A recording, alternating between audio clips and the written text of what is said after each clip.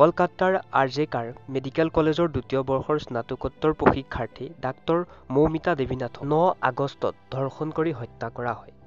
এইখনেই আমাৰ স্বাধীন ভাৰত, যিখন দেশত এজনী নাৰী সুৰক্ষিত নহয়। কেনেকৈ এইখন এখন স্বাধীন দেশ বুলি ক'ব পাৰি? এই ঘটনাই সমগ্ৰ ভাৰতবৰ্ষক জোকাৰি গৈছে। এই জঘন্য অপৰাধে কেৱল চিকিৎসা পেছাদাৰীসকলে সন্মুখীন হোৱা দুৰ্বলতাক উজ্জ্বল কৰি তোলাই নহয়, কৰ্মক্ষেত্ৰত চিকিৎসক, বিশেষকৈ মহিলাসকল সুৰক্ষা নিশ্চিত কৰিবলৈ ব্যৱস্থাগত পৰিৱৰ্তনৰ দাবী আৰু ব্যাপক ক্ষোভৰ সৃষ্টি কৰিছে। এতিয়া সমাজৰ এক শ্ৰেণী মানুহে ক'ব মহিলাই চৰ্ট কাপোৰ পিন্ধে, নানা ধৰণৰ কমেণ্ট পাছ কৰিব।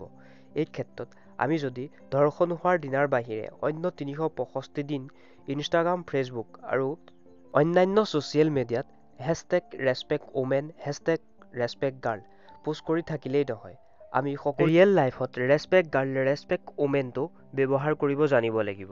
সেইদিনা ৰাতিপুৱা মৌমিতা দেৱীনাথক নিৰুদ্দেশ হোৱা খবৰ তেওঁ সহযোগীসকলে দিয়ে। শেষবাৰৰ বাবে তাইক কলেজৰ চৌহদৰ ভিতৰত এটা ছেমিনাৰৰ হললৈ গৈ দীঘলীয়া জিৰণি লোৱা দেখা গৈছিল।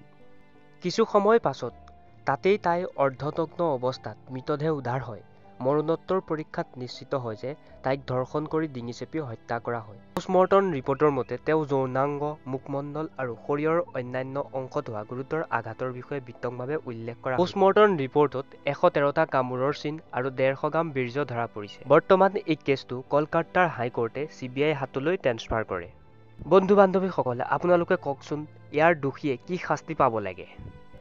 জাষ্টিছ ফৰ মৌমিতা দেৱীনাথ, জয় আই অসম। ধন্যবাদ।